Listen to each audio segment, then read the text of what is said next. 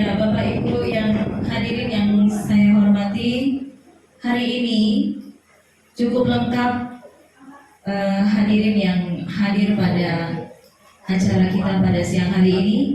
Kita didatangi oleh para pengurus, para ketua, kemudian ada Bapak Pembina juga, dan Bapak Ibu guru yang lain juga. Saya lihat antusiasmenya cukup luar biasa.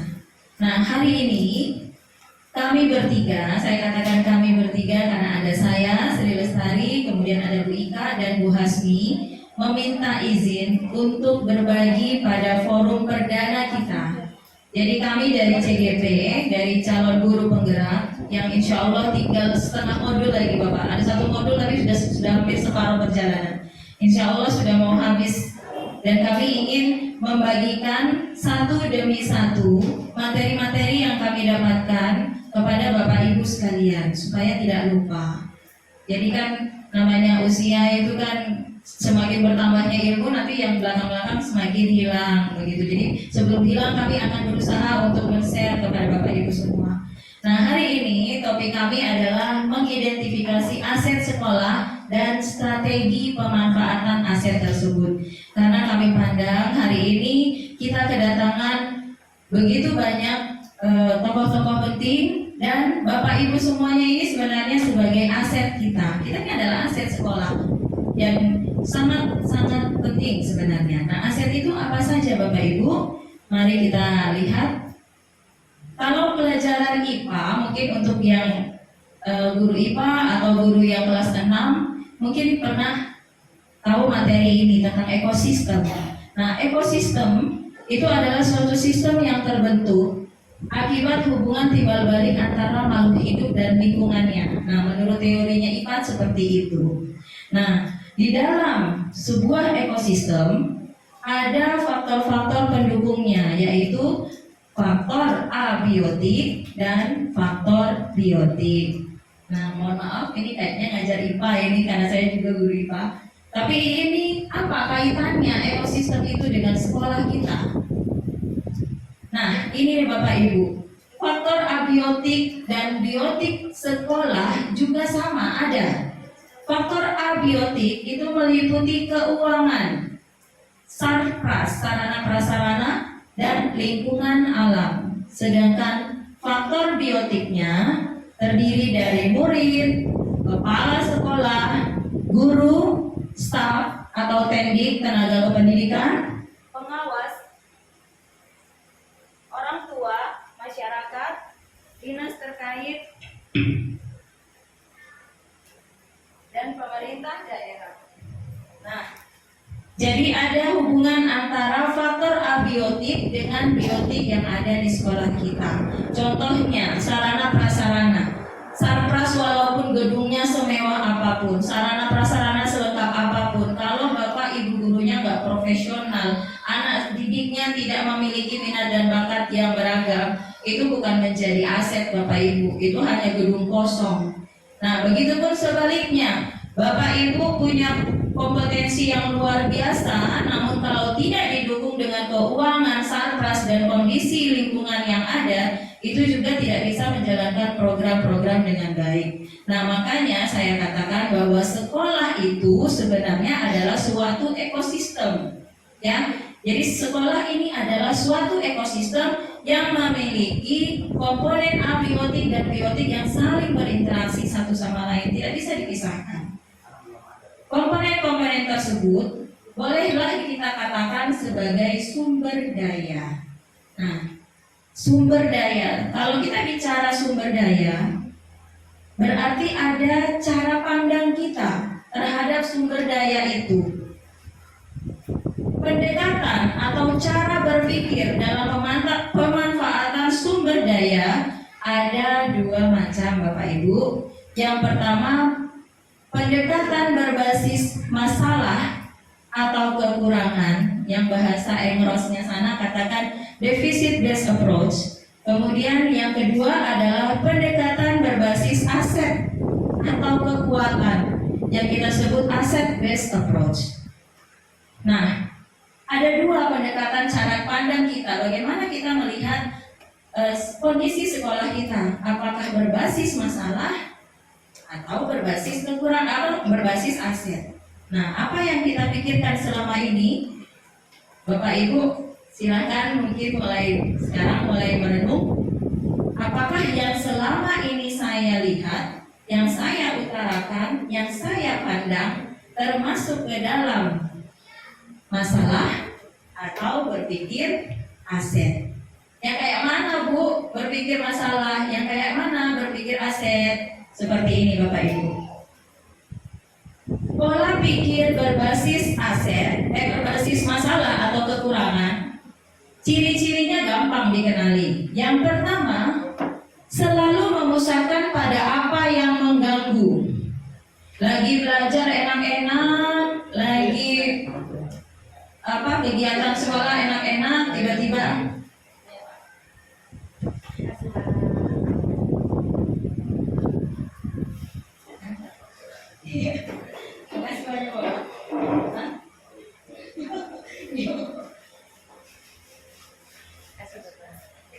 Bapak masih tinggal.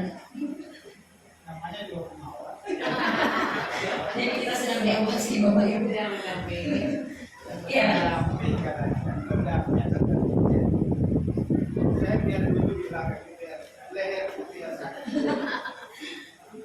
Ya Bapak Ibu, mari kita lanjutkan.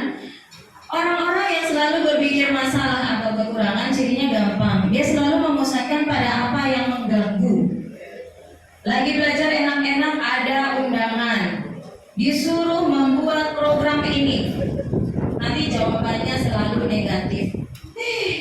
Kegiatan apa lagi? Dan cari belajar lagi, banyak biaya lagi. Nah ini. Kemudian yang kedua adalah memusatkan pada apa yang kurang. Mikirnya yang kurang terus. Mau bikin kegiatan ini, gak ada uangnya, gak ada bajunya, nanti siapa yang ngurusin? Nanti siapa yang kesana bikin? Nanti siapa yang bantu? Selalu berpikir pada apa yang kurang, apa yang tidak ada, dan apa yang tidak berfungsi. Mau bikin ini, alatnya nggak ada. Mau bikin itu, alatnya rusak. Bagaimana kita mau bikin program? Udah nggak jadi lah. Nah itu cara berpikir negatif, berpikir masalah. Selalu berfokus pada kekurangan, sehingga kita dibutakan dengan potensi dan peluang yang ada di sekitar kita. Karena pikirnya kurang terus, sehingga apa yang lebih itu jadi nggak kelihatan Bapak Ibu. Akhirnya karena tidak terlihat ada yang di dalam diri kita yang bisa kita munculkan, kita selalu berusaha untuk mencari bantuan. Kalau begitu siapa yang bisa bantu kita? Kita cari sponsor di mana? Ada nggak institusi lain yang bisa nolong kita? Nah, padahal dirinya sendiri itu sebenarnya punya power, tapi nggak pernah dilihat. Dan hanya bisa mengatur kelompok-kelompok yang dapat menyelesaikan masalah.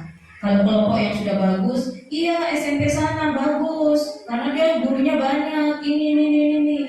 Kita, selalu berpikir defisit, selalu berpikir kekurangan. Apakah kita seperti itu? Ya, nggak tahu, rahasia. Sepertinya ada di sekolah lain.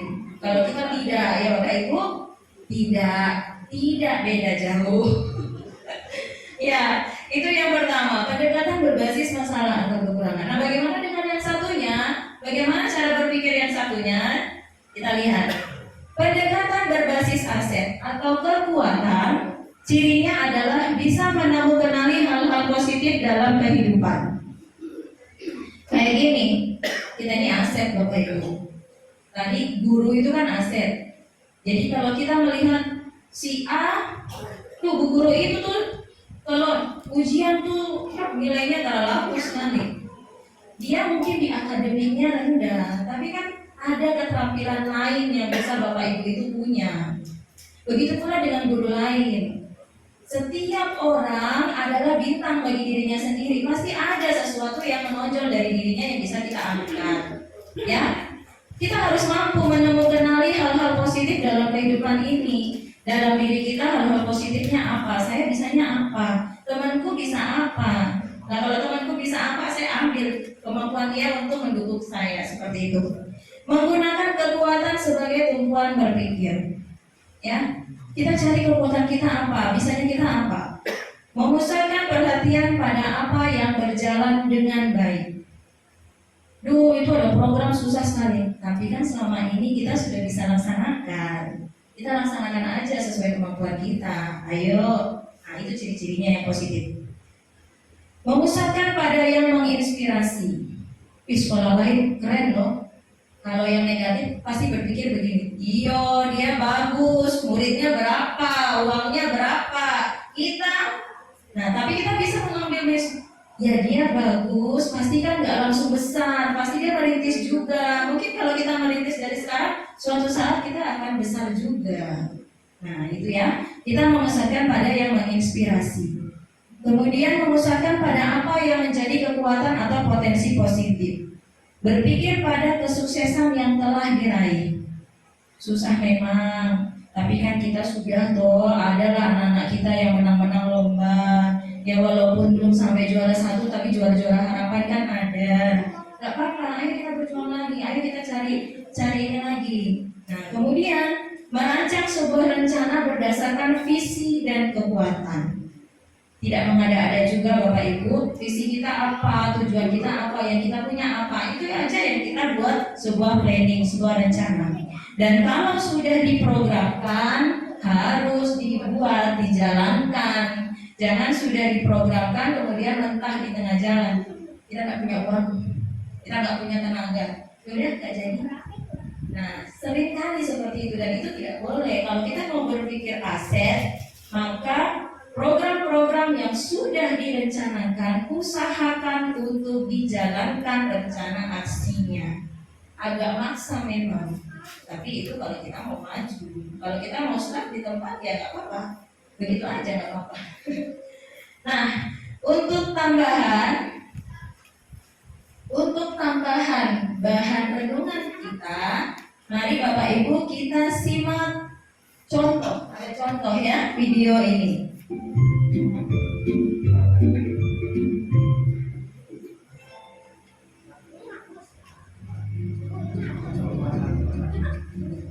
Defisit gas.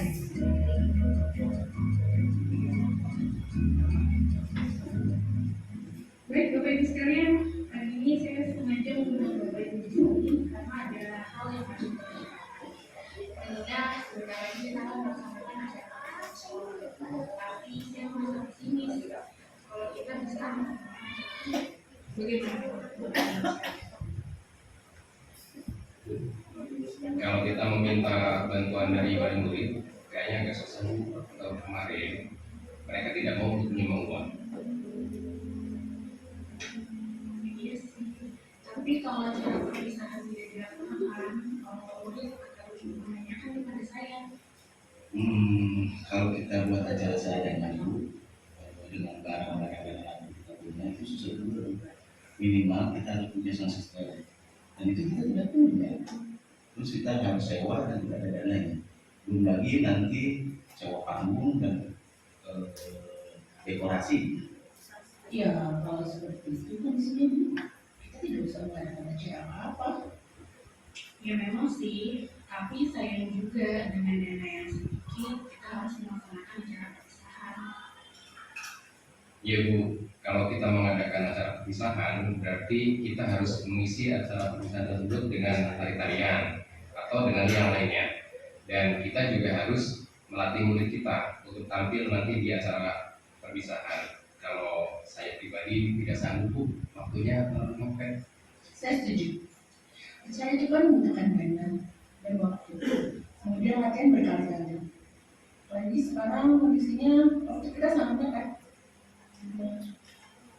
Baiklah, kalau begitu kita putuskan hari ini kita tidak mengadakan acara perpisahan sekolah, kecuali jika kita mendapatkan dana dari besar atau ada dana bos yang bisa kita gunakan untuk acara perpisahan ini.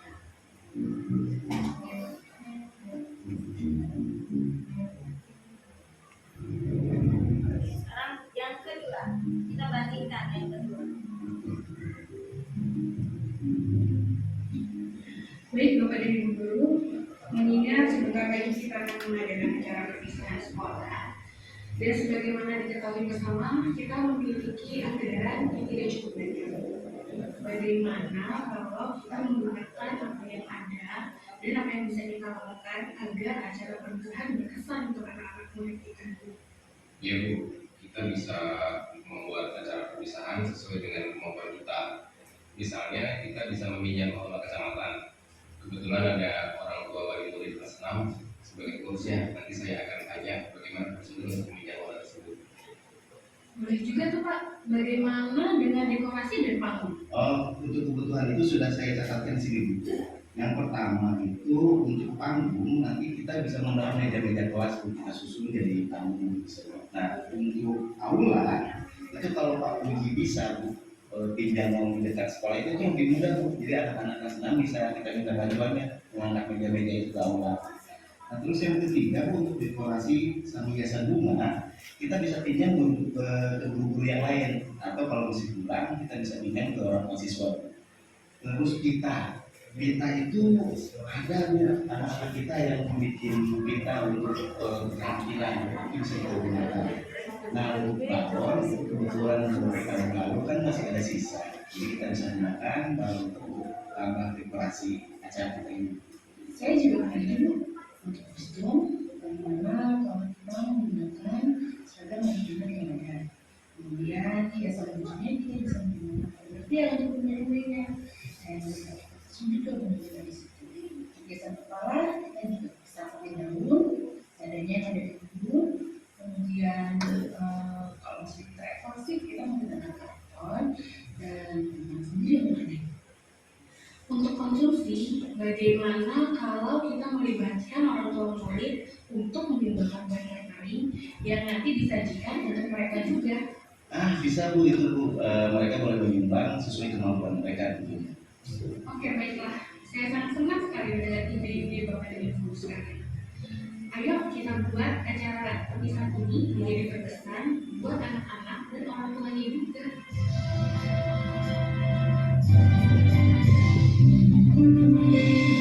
Ya, itulah tadi dua video. Yang satunya adalah deficit based approach atau pendekatan berbasis kekurangan, dan yang satunya lagi adalah asset based approach.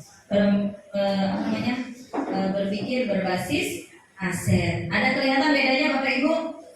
Ada. Untuk video yang pertama yang berbasis kekurangan, semua kekurangan diangkat. Gak ada uang, gak ada waktu.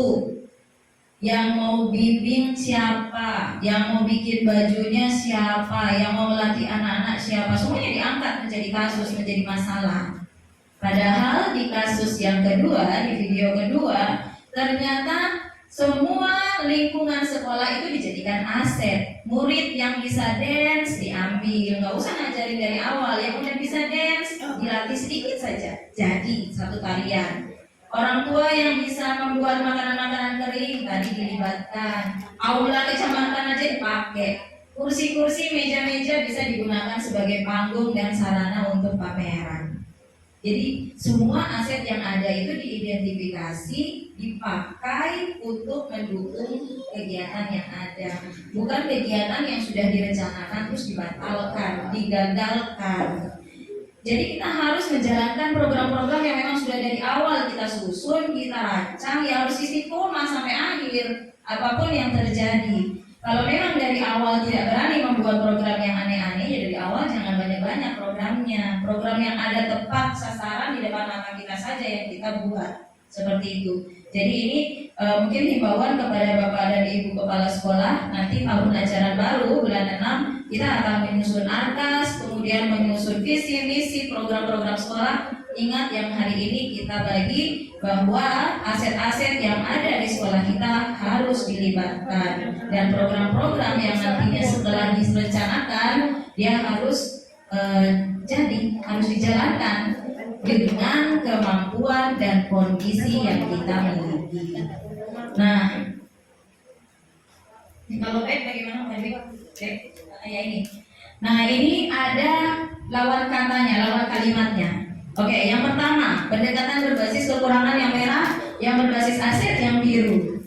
Yang pertama, Kalau pas lagi muncul ada undangan, ada promosi, ada kegiatan baru. Ih, ada kegiatan apa lagi? Bikin repot saja. Nah, kalau yang berpikir aset nggak gitu Bapak Ibu. Ada kegiatan baru, ih bagus ini. Bisa kita jadikan untuk program mengasah kreativitas siswa. Atau kalau program gurunya, ih lumayan loh kalau guru-gurunya bisa ikut, kita punya kompetensi bisa nambah-nambah sedikit. Nah, sekarang yang kedua, kalau kegiatan itu tuh nanti bisa mengganggu jadwal yang sudah ada, ya, mengganggu jadwal yang sudah ada. Nah, kalau berpikir asetnya nggak gitu, berpikir asetnya jadwal biarkanlah berjalan seperti biasa, kita cari waktu luang di antara jadwal-jadwal tersebut, ya. Kemudian butuh biaya berapa lagi? Dari mana uangnya? Bulan ini pengeluaran kita udah banyak. Nah, terus kalau yang berpikir aset begini, hal-hal apa yang sudah kita miliki, yang bisa kita pakai, yang bisa kita manfaatkan untuk mengurangi biaya. Kalau menghilangkan biaya itu nggak mungkin Bapak Ibu. Ke kamar mandi, di toilet saja bayar, ya kan? Pasti kegiatan-kegiatan itu bayar, tapi paling tidak ada hal-hal yang bisa membantu kita untuk mengurangi biayanya. Siapa yang mau bantu kita menyiapkan itu semua? Semuanya sibuk, semuanya banyak kegiatan, semuanya banyak jadwal. Nah, kalau berpikir asetnya, inventarisir siapa saja atau hal-hal apa yang bisa memaksimalkan kerja kita. Alatnya rusak, nggak bisa dipakai lagi. Defisit itu. Kalau aset bagaimana Bapak Ibu? Adakah alat lain yang bisa digunakan untuk pengganti? Jangan berpikir beli baru, ya. Alatnya rusak, cari alat pengganti. Kalau masih bisa diperbaiki. Kalau enggak ya lempar saja, lem biru. Yang berikutnya adalah waktunya mepet. Tidak sempat menyiapkan acara, nggak usah sudah repot saja. Sudah mepet waktunya, sudah tinggal seminggu lagi, belum ini belum itu, nggak usah bikin program.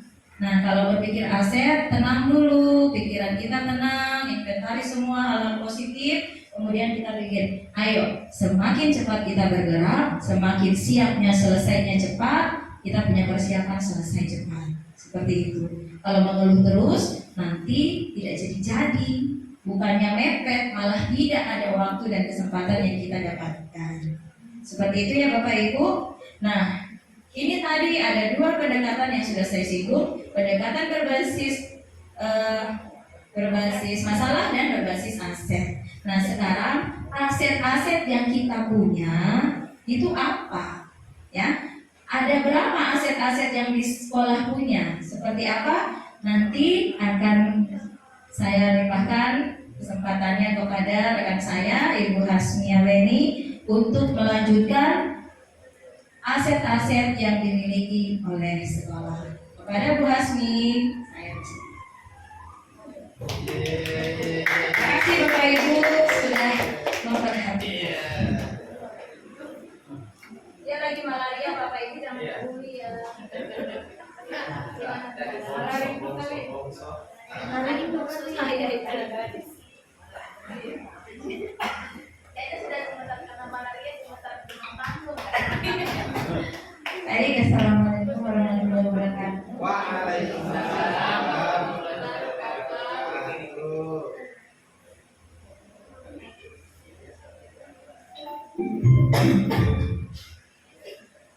Kalau sebelumnya sudah disinggung sama Bu Lestari tentang pendekatan aset melalui kekurangan dan kekuatan. Karena tujuan kita untuk memperlukan komunitas praktisi ini, nanti kita akan membuat program kerja, sehingga terlebih dahulu kita harus mengidentifikasi aset-aset apa saja yang dapat kita gunakan untuk membuat program kerja tersebut. Nanti untuk identifikasi nanti akan disampaikan sama Bu Ika. Jadi di sini saya hanya menjelaskan sedikit saja mengenai 7 modal utama dalam komunitas sekolah. Di sini ada modal manusia, modal fisik, modal lingkungan alam, modal sosial, modal finansial, modal politik, serta modal agama dan budaya. aset manusia atau modal manusia itu yang bagaimana itu sumber daya manusia yang memiliki kualitas, yang memiliki kecerdasan, yang memiliki keterampilan di lingkungan sekolah. Jadi kita semua ini dapat berguna sebagai aset ya Bapak Ibu. Bukan hanya kita saja yang ada dalam sini, tapi semua manusia yang terlibat dalam proses pembelajaran atau kegiatan yang ada di dalam lingkungan sekolah. Jadi bisa siapa saja, nggak harus yang ada di dalam kelas ini. Kita bisa libatkan dalam kegiatan nanti pada saat pembentukan komunitas praktisi. Yang kedua, itu ada aset sosial. Aset sosial ini cenderung ke norma atau peraturan dalam lingkungan masyarakat. Ini juga nanti kita bisa dibuatkan di dalam situ ada institusi, ada lembaga, ada komunitas, ada toko dan sebagainya. Aset sosial di sini meliputi investasi yang berdampak pada bagaimana manusia, kelompok dan organisasi dalam kehidupan hidup berdampingan. Jadi dari sini kita berharapkan nanti kita bisa terjalin kerjasama yang baik. Jadi bukan hanya satu kelompok saja yang kerja, karena di dalam komunitas praktisi ini kita terdiri dari 3 kelompok. Nanti diharapkan kita bisa bekerja sama, bahkan bekerja sama juga dengan institusi yang berada di luar lingkungan sekolah yang bisa kita libatkan dalam membantu terjalinnya atau berjalannya dari program yang sudah kita rencanakan. Di sini ada pembentukan kelompok yang memiliki tujuan sosial yang sama dan saling berbagi. Contohnya kelompok sosial yang memiliki kesamaan hobi dan tujuan tertentu. Kita juga mungkin seperti itu sama. Dari 3 sekolah kita memiliki tujuan untuk mengembangkan pembelajaran atau prestasi yang ada di sekolah. Kita bisa bekerja sama, tujuan kita sama mungkin untuk masa depan dari lingkungan belajar yang ada di lingkungan Nurul Huda. Selanjutnya ada modal politik. Kalau kita berbicara modal politik ini jangan berpikir yang jauh-jauh sampai melibatkan politik yang ada di luar, tapi kita ambil politik yang bisa kita libatkan dalam lingkungan sekolah. Modal politik berkaitan dengan kekuasaan dan kebijakan. Di sini modal politik menjadi sebuah instrumen melalui sumber daya manusia yang dapat mempengaruhi kebijakan. Jadi modal politik di sini yang sekiranya dapat membantu kita dalam menjalankan program-program kita nanti. Seperti begitu ya Bapak Ibu. Di sini modal politik menjadi salah satu aset sekolah, dapat digunakan untuk melahirkan kebijakan-kebijakan. Artinya di sini nanti misalkan ada seorang kepala sekolah dengan wewenang yang dimilikinya, menggunakan kewenangannya untuk membuat kebijakan-kebijakan untuk mengakomodir dari kegiatan sekolah, seperti begitu. Jadi jangan berpikiran kalau modal politik ini hanya sebagai yang kita pernah lihat tentang sampai menjauh ke DPR, DPRD dan sebagainya. Jadi kita pikirkan dulu, pemimpin kita di sini kebijakan yang bisa dibuat adalah kepala sekolah. Jadi kebijakan-kebijakan itu di sini adalah tugas dari kepala sekolah. Selanjutnya ada aset agama dan budaya. Nah, untuk aset agama di sini suatu sistem berperilaku yang berdasar untuk mengintegrasikan perilaku individu. Saya rasa di kita yang berada di yayasan di sini ada satu agama saja yang kita miliki. Ini aset agama kita miliki sangat bagus. Jadi kekuatan kita pada aset agama ini, apalagi kita ada di Ma'arif dan kita juga berada di Yapis, itu sangat berpotensi untuk mendukung kita dalam menjalankan program praktisi kita. Yang kedua tentang budaya. Budaya di sini ada 3 hal, yaitu nilai dan tradisi yang dianut dan berkembang di dalam masyarakat. Yang kedua hasil cipta dan karya. Dan yang ketiga adalah bentuk budaya yang dapat dipelajari melalui kualitas akademik. Jadi untuk budaya ini nanti kan kita ada seni budaya ya Bapak Ibu. Jadi itu juga terlibat dalam mendukung aset untuk kekuatan budaya ini. Selanjutnya ada modal fisik. Modal fisik ini ada 2. Yang pertama ada bangunan, yang kedua ada infrastruktur atau sarana dan prasarana. Bangunan itu yang bagaimana? Bangunan itu yang seperti kita lihat yang misalkan seperti ruang kelas. maupun gedung-gedung yang dapat dijadikan untuk modal pembelajaran. Jadi nggak hanya ruang kelas saja, tidak, bisa jadi laboratorium dan sebagainya.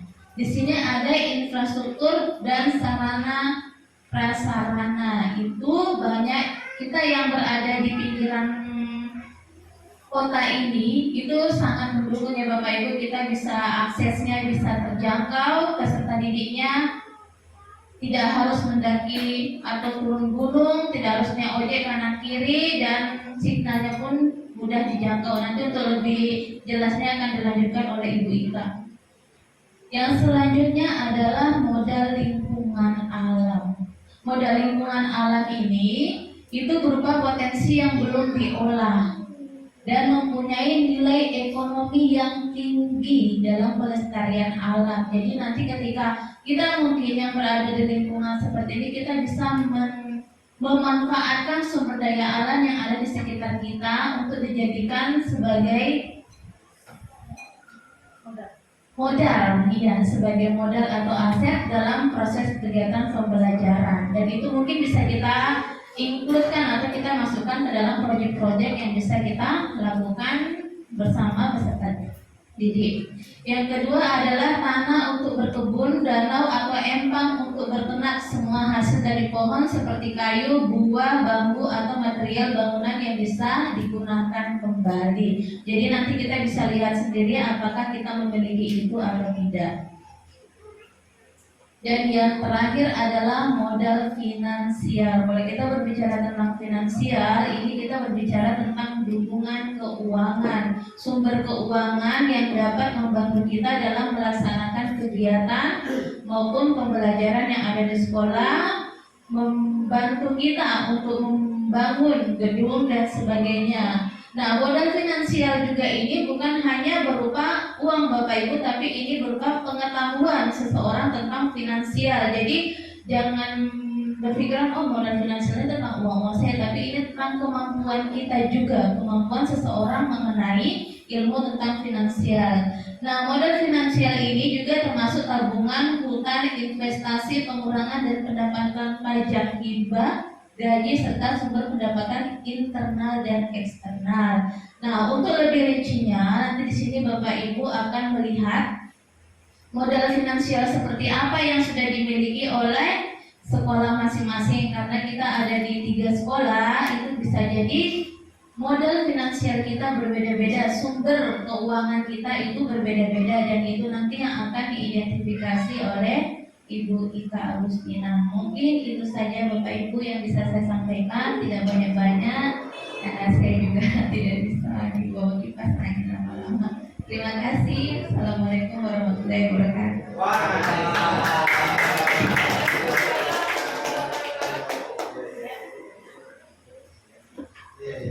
Dilanjutkan oleh Ibu Ika untuk mengidentifikasi aset-aset yang ada di sekolah kita.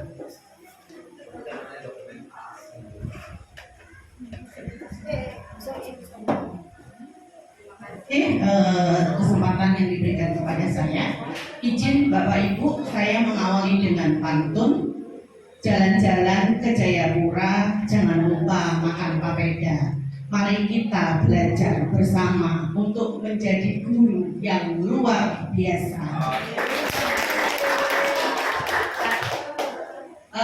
Baik, tadi Bu Lestari sudah menjelaskan tentang komponen biotik dan abiotik daripada sekolah. Bu Hasmia sudah menjelaskan 7 komponen, 7 modal aset. Jadi kebanyakan kita itu selalu berpikiran tidak adanya dulu. Padahal kita sudah punya hal-hal yang luar biasa yang bisa kita manfaatkan untuk program-program atau kegiatan yang bermuaranya berpusat pada murid. Oke. Baik, tadi Bu Asmia sudah menjelaskan tentang modal manusia, modal sosial, dan modal fisik. Baik, Bapak Ibu, biar kita interaktif ya, biar tidak saya saja yang ngomong, kita bagi yang di sana, karena kita ini kan terdiri dari 3 sekolah. Kalau yang kami bertiga identifikasi karena tugas itu adalah aset yang dimiliki oleh SMP. Nah, sekarang karena kita ini adalah komunitas, ada SD, ada MI, ada SMP, mari kita identifikasi sama-sama. Monggo, bagaimana ini pembagiannya biar enak? Yang di kelompok merah modal manusia, ya. Terus di kelompok tengah modal sosial. Yang di belakang yang di Pak Rasid modal fisik. Jadi kita harus kolaborasi. Biar sekarang kolaborasinya juga terlihat. Gitu ya? Oke, kita mulai dari modal manusia. Monggo. Paling ibu bapak ini pikirannya hanya gini. Saya yang paling tahu tuh nomor 1, modal finansial. Gitu? Ya, sekarang kita identifikasi sama-sama modal manusia. Tadi Bu Sari sudah menjelaskan, kita di sini tadi dihadiri oleh komponen-komponen yang sangat penting. Ada dari yayasan, ada dari pengawas, ada dari kepala sekolah, ada Bapak Ibu guru. Nah, kira-kira ini yang modal manusia apa saja? Guru, oke Pak Uni. Guru, terus siswa, orang tua murid, oke. Ada apa lagi? Apa Pak Murid? Komite, oke. Masyarakat umum. Wah, luar biasa, ini satu kali tampil, satu kali dikasih materi langsung tes gitu ya. Memang guru budaya itu luar biasa. Mungkin ada yang lain lagi? Kalau pengawas termasuk enggak? Termasuk sebagai tadi yang sebagaimana yang disampaikan oleh beliau bahwa pengawas tugasnya adalah mendampingi. Ya, jadi bukan pengawas kayak orang yang ini diawasi dipelototi begitu ya, tapi didampingi. Oke, ada yang lain lagi? Apa? Pak RT. Berarti itu pengurus kampung. Oke, pengurus kampung. Ada lagi? Siswa ada. Oke, tokoh masyarakat. Itu sudah ada masyarakat ya. Oke, itu yang ada di sekitar kita. Jadi Bapak Ibu sudah memahami ya, aset-aset yang bisa kita manfaatkan itu ada yang terpampang di papan. Jawablah. Oke, kita lanjut ke modal sosial. Modal sosial, kira-kira apa? Lingkungan. Oke. Terus apa? Adat, tradisinya, Tradisi, budayanya, budaya, agama. Kerjasama dengan Dudi. Kalau sekolahnya kita semua dikunjungi oleh puskesmas enggak ya? Iya. Nah, berarti itu termasuk atau tidak? Kesehatan. Terus apa lagi? Masjid? Takmir masjid? Oke. Oke, itu dulu. Nanti kita akan lebih gali lagi di pertemuan berikutnya. Kita ke modal fisik. Sekolah. Terus Sarana prasarana. Apalagi?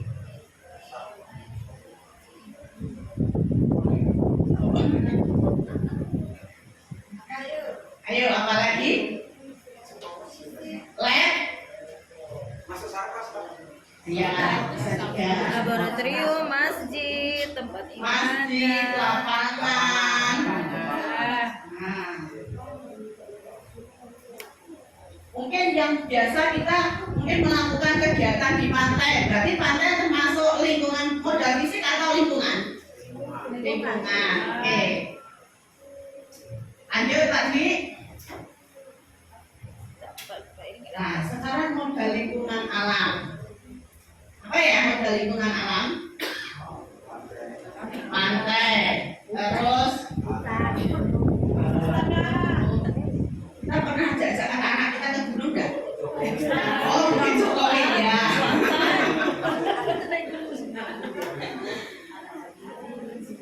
Oke. Pemancar. Taman. Oke. Ternyata yang di belakang konsentrasi juga ini.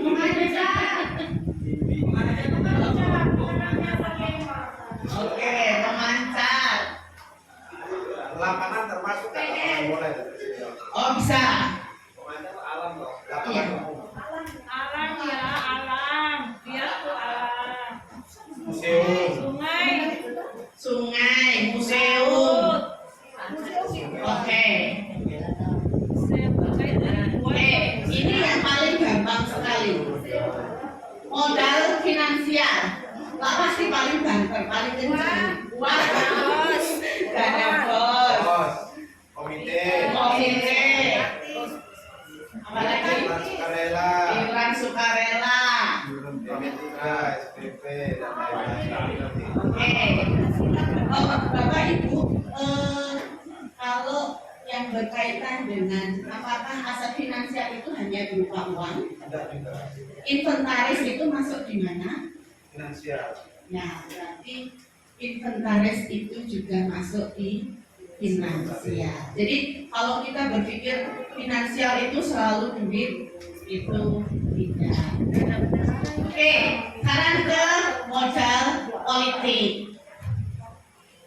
Apa yang modal politik? Kepala sekolah. Kepala sekolah, Tokoh. Yayasan. yayasan, terus apa lagi? Tokoh masyarakat. Ada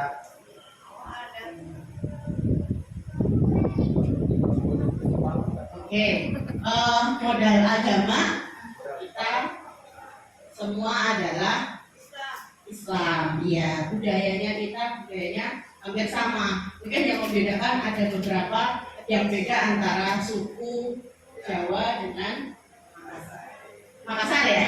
Makassar itu ya. Nah, itu yang sudah kita identifikasi. Jadi ini ada sudah Pak Bik? Oke. Next. Nah, sekarang pemanfaatannya itu untuk apa?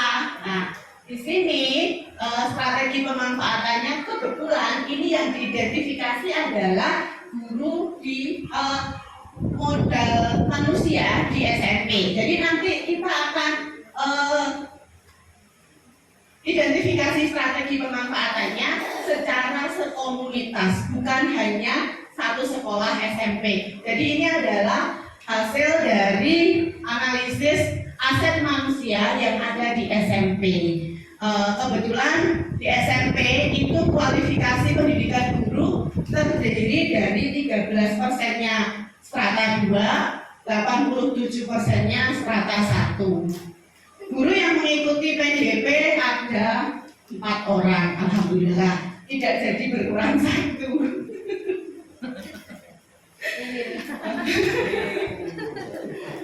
Di 80% guru berusia 24 sampai 45. Kita semua juga sama ya Bapak Ibu.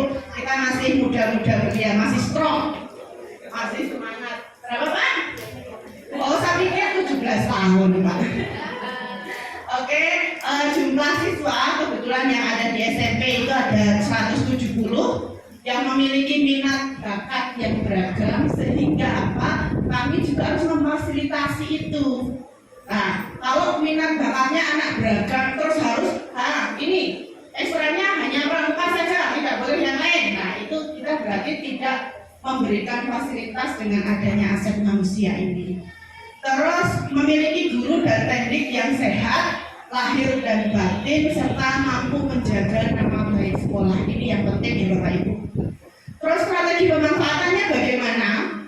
Semakin banyak guru yang mengikuti PDP, maka semakin mudah melaksanakan pembelajaran yang berpihak pada murid. Ayo Bapak Ibu, silahkan nanti kalau ada bimbang 10 ya Pak. Nah, nanti silahkan Bapak Ibu mendaftar. Tapi jangan tinggal waktu 2 hari baru ngeklik mau daftar ya udah selesai. Ya, nanti kalau mau bertanya-tanya kami terbuka, silahkan. Ini isinya apa? Ini bagaimana? Nanti kami siap berbagi ilmu. Yang kedua, minat bakat siswa diperkuat melalui kegiatan ekstrakurikuler. Jadi kita memfasilitasi aset peserta didik yang beragam dengan adanya kegiatan ekstrakurikuler yang beragam. Jadi anak-anak bisa memilih sesuai dengan bakat dan minatnya. Terus sekolah memberikan kesempatan pada guru dan teknik melakukan pengembangan diri melalui kegiatan pelatihan, workshop, dan lain-lain. Jangan lelah-lelah ikut webinar. Seperti tadi yang dikatakan Pak Pengawas, bahwa tidak ada lagi kegiatan pelatihan berjenjang. Pelatihan semua melalui platform Merdeka Mengajar dan webinar-webinar. Oke, next Pak Mi. Oke, kita ke aset sosial. Tadi kita sudah jabarkan ya, identifikasi. Kita memiliki kerjasama dengan pemerintah kota dan pemerintah provinsi. Ini yang terlewat dari identifikasi kita tadi. Terus memiliki kerjasama dengan kepolisian daerah. Jadi kalau ada apa-apa, polisinya langsung datang gitu ya, menangani kasusnya dengan baik gitu. Terus memiliki kerjasama dengan organisasi masyarakat, khususnya bidang pendidikan. Memiliki kerjasama dengan Basnas. Saya pikir kalau dengan Basnas anak-anak kita ini sudah sering sekali dapat bantuan ya, bantuan dari Basnas. Kerjasama dengan berbagai penerbit buku, ada Elangga, ada LKS yang ramping, apa yang LKS ramping itu? Oh, Putra Tunggal. Besok saya bikin Putra Ganda. Terus memiliki kerjasama dengan pihak asuransi siswa, memiliki kerjasama dengan puskesmas. Kalau dengan puskesmas dibuktikan kita setiap tahun itu ada pemberian vitamin A, ada pengecekan kesehatan dan lain sebagainya. Memiliki kerjasama dengan supplier seragam dan atribut sekolah. Ini yang nantinya aset sosial ini menghasilkan ke arah ke finansial. Ya, jadi saling keterkaitan begitu. Terus yang terakhir memiliki kerjasama dengan perbankan dan dunia usaha lainnya. Bagaimana kita memanfaatkan aset sosial itu? Yang pertama tentunya hubungan sosial yang baik dimanfaatkan untuk pengembangan pendidikan dan program-program sekolah. Kalau Bapak Ibu tidak kerjasama dengan supplier baju, apa ya Bapak Ibu mau menjahit sendiri. Nah, waktunya kapan? Kok berpikirnya negatif lagi? Ayo harus berpikir positif gitu. Terus ikut mendukung kegiatan dan program yang dijalankan pemerintah, membantu siswa dalam penanganan kesehatan dan tindakan darurat. Seperti kasus yang kemarin kan Bapak Ibu langsung bawa ke puskesmas. Terkadang juga ada anak SMP yang sakit juga langsung dibawa ke puskesmas gitu. Mendukung kegiatan pengembangan minat dan bakat siswa serta keterampilan berwirausaha. Contohnya apa? Kami dari SMP mendatangkan pelatih untuk rebana, ya, rebana. Mungkin nanti dari ibu bapak yang ada di SD ataupun di MI juga bisa memanfaatkan aset-aset itu untuk pengembangan pembelajaran yang berpusat pada murid. Muaranya itu, muaranya adalah pembelajaran berpusat pada murid.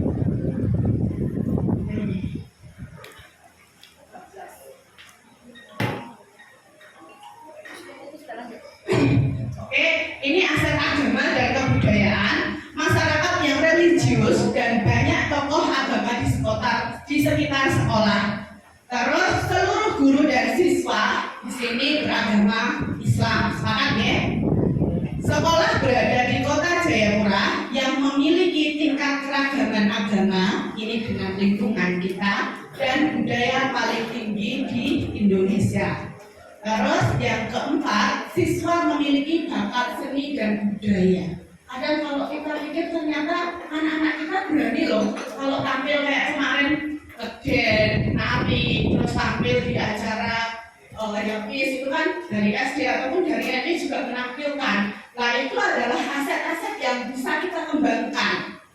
Strateginya bagaimana?